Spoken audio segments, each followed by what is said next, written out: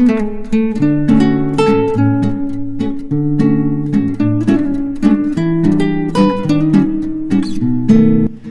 halo people, lo pernah gak sih ngerasa hidup lo tuh kayak jalan tapi gak tahu arahnya?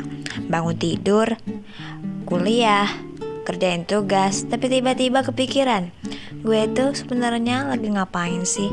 Gue kuliah nih di manajemen pendidikan Islam, ini buat apa? Kalau iya, tenang, lo gak aneh dan sendiri. Justru pertanyaan ini penting karena di baliknya ada sesuatu yang lebih dalam. Kenapa pendidikan itu ada? Kenapa harus dikelola dan harus ada secara islami? Nah, biar nggak galau kelamaan tanpa arah, kita coba bahas dari akar filsafatnya. Kenalin sama si trio ontologi, epistemologi, dan aksiologi. Nah, bagi kalian yang belum kenal nih sama si trio, kita kenal singkat deh ya. Ontologi itu si paling kenapa, epistemologi cara jalannya, aksiologi apa manfaatnya. Gue sebut mereka sebagai sandwich karena saling melengkapi. Masih pada bingung? Kita ulang pertanyaan aku tadi. Kenapa pendidikan itu ada? Nah, ayo mikir agar semakin paham bahwa pendidikan bukan hanya lapang ilmu, tapi ini soal merancang masa depan umat.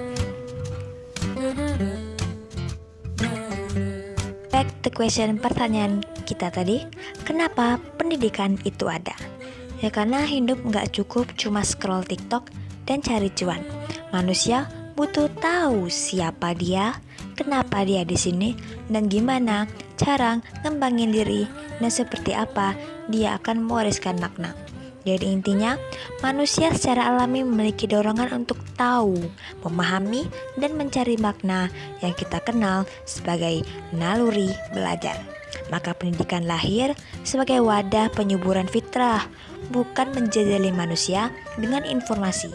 Itulah kenapa pendidikan ideal dalam Islam itu menyentuh akal atau ilmu, menyentuh hati, iman, serta adab, juga mengarahkan pada tindakan yang ini mengamalkannya pada kehidupan sehari-hari.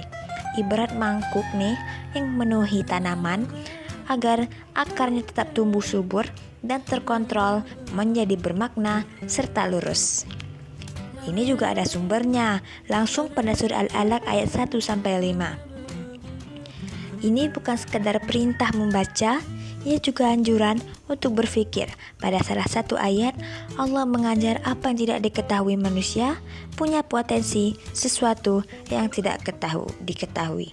Itu artinya manusia itu memiliki potensi untuk mengetahui sesuatu yang tidak ia ketahui. Itu berarti pendidikan itu ngikat dong? Ya, enggak. Pendidikan itu mengajakmu memilih, belajar yang membuatmu utuh sebagai manusia, tak hanya pinter tapi benar. Jadi intinya apa? Intinya lo belajar tentang narkoba bukan untuk coba, tapi agar paham bahayanya.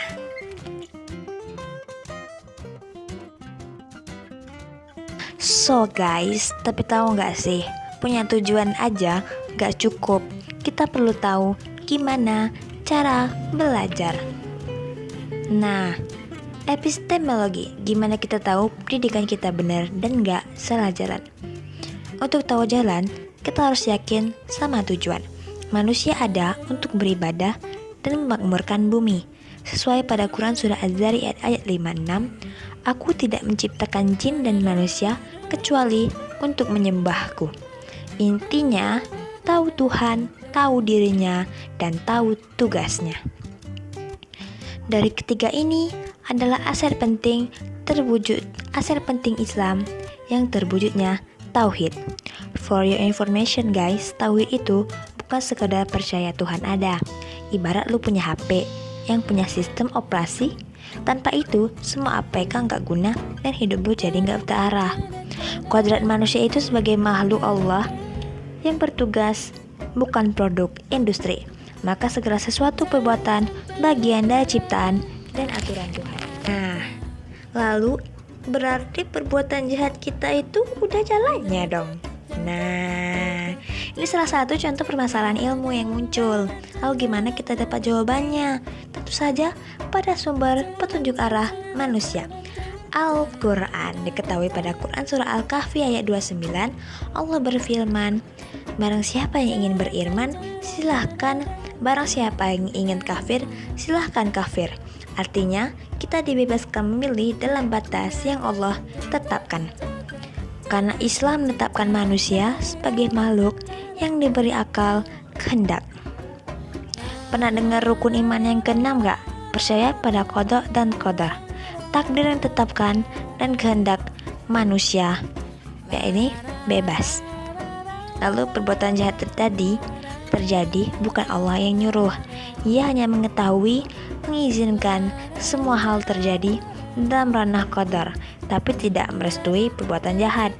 Buktinya pada Quran surah An-Nisa ayat 79, apa saja kebaikan yang kamu peroleh, maka dari Allah, dan apa saja keburukan yang menimpamu, maka dari kesalahan dirimu sendiri.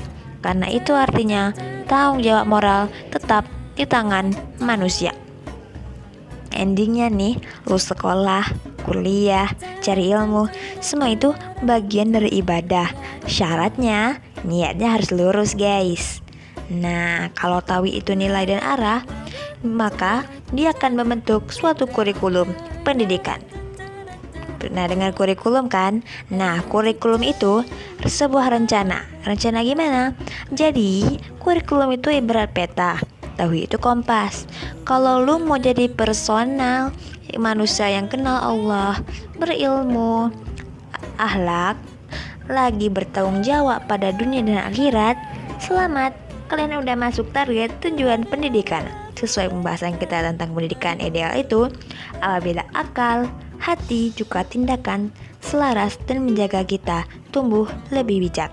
Nah, kurikulum itu nih ibarat struktur atau cara belajar dasar hingga naik level ke tingkat penelitian. Kalau SD lu cuma belajar cara membaca, pas kuliah lu harus cari masalah dan selesaikan.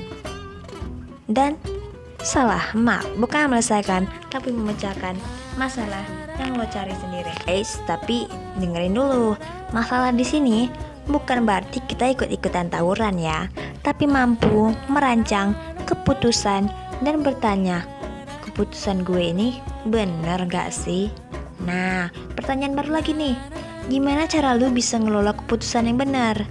Jawabannya, lu harus tahu cara jadi pemimpin yang bijak. Dan itu cuma dapat dibangun dari pondasi kurikulum yang benar. Salah satunya ada pada ajaran tauhid yang tanya arah, nilai, ya juga menuntut kita untuk berpikir. Kurikulum gak cuma ide materi ya, dia juga tahapan menyiapkan manusia untuk memimpin hidup dengan hikmah. Dengan ini kita belajar kurikulum Islam bukan sekedar transfer ilmu, tapi proses pembentukan manusia berilmu, bernilai, dan tanggung jawab.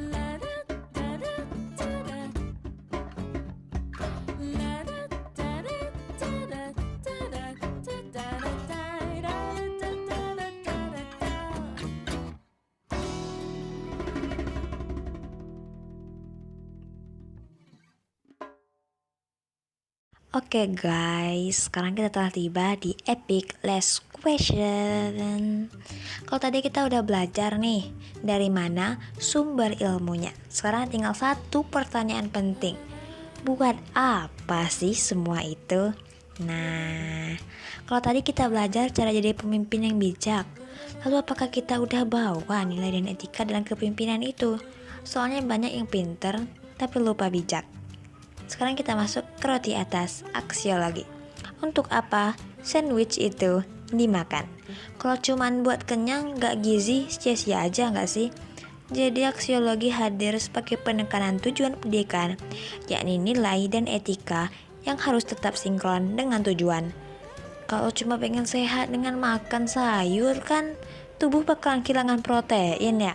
Ya nggak semua ada pada sayuran, bahkan ngilangin kalori dan energi.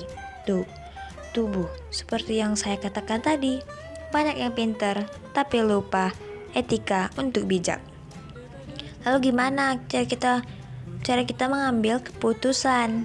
Nah, cara kita dalam beretika mengambil keputusan itu dengan mencontek.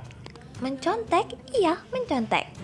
Mencontek pada mereka yang namanya tak jauh dari legendnya pendidikan. Iya, pencetus tokoh-tokoh yang dapat kita tiru. Salah satunya pada tokoh umat Muslim, yaitu ada pada Nabi Muhammad Shallallahu Alaihi Wasallam. Ada hadis juga yang menyatakan bahwa sesungguhnya Nabi Muhammad diutus untuk menyempurnakan akhlak. Bahkan pada Quran surah Al-Ahzab ayat 21 nih, sesungguhnya telah ada pada diri Muhammad suri teladan baik bagimu, yaitu bagi orang yang mengharapkan rahmat Allah dan kedatangan hari kiamat, dan dia banyak menyebut Allah. Nah, suri tauladan tokoh yang wajib kalian contek kalau mau tahu jawabannya. Etika pengambilan keputusan ada pada sosok Nabi Muhammad SAW. Sosoknya saja sudah terbukti ya guys pada surah Al-Ahzab ayat 21. Mau yang lain? Ada pada Imam Al-Ghazali yang menyatakan bahwa ilmu tanpa amal adalah kegilaan, amal tanpa ilmu adalah kesesatan. Bener gak? Bener lah ya kan? Bayangin lu tahu tapi gak lu kerjain, sia-sia gak sih? Atau lu malah tipe yang ngerjain tanpa membaca dulu? Aduh, sulit banget itu. Mau tokoh yang lain? Ada kok. Ada Umar bin Khattab, sahabat dari Nabi Muhammad SAW. Seorang yang bijak, tegas, juga murah hati. Ada pada satu kisah, pernah seorang warganya protes karena lapar. Dia sendiri yang angkat gandum dari gudang. Ini artinya keadilan harus menuntut sikap keputusan. Lagi tokoh Indonesia, ada kok. Ada Kiai Hajar Dewantara. Pendidikan ideal bukan transfer ilmu, tapi pembentukan bangsa. Nah, udah kelihatan dong dasarnya. Kita ulang ke pertanyaan saya tadi.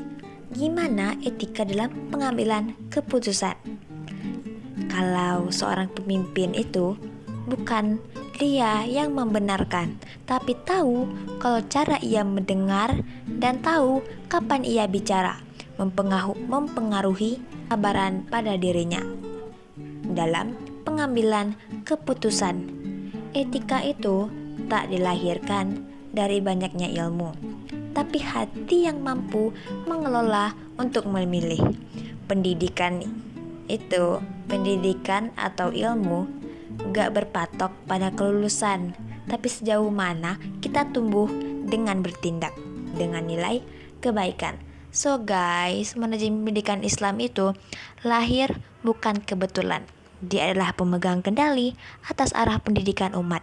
Di sini kita dididik untuk mendidik dan mengelola perubahan, membawa nilai Islam ke sistem yang sering lupa arah.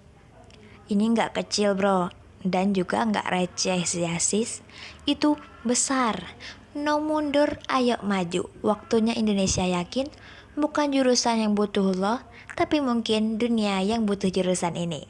Kalau hari ini lo belajar dengan niat lurus, besok lo akan jadi alasan kenapa generasi selanjutnya gak hilang arah. Yes, you bye-bye people.